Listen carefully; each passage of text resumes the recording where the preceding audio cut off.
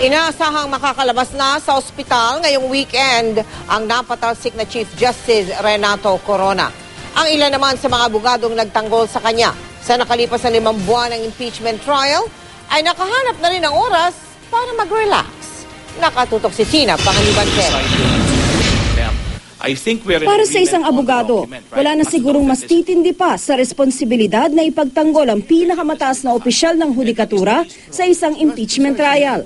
Sa loob ng 5 buwang sinalag nila ang mga akusasyon laban sa napatalsik na si Chief Justice Renato Corona, naging laman na ng kada araw ng mga taga-depensa ang mahabaang pagpupulong, pag-aaral ng mga batas at mga ebidensya, pagod at puyat.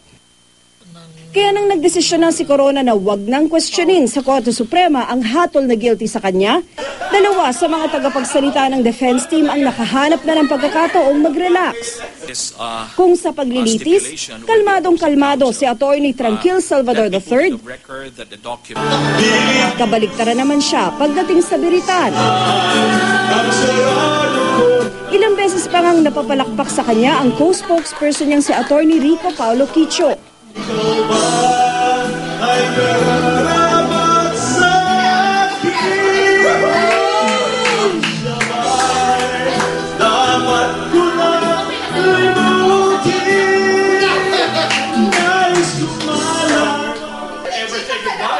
Si Quicho, hindi rin naman magpapatalo. Naghahanda na kaya siya para sa ilulunsad niyang kampanya para sa pagtakbo niya sa pagkakongresista?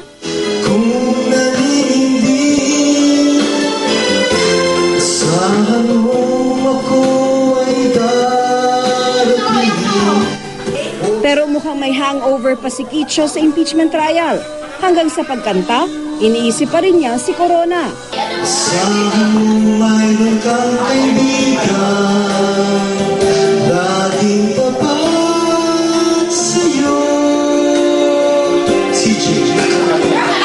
Hanggang sa pinakadulo ng kanyang kanta. Tina Panganiban Perez, nakatutok, 24 oras.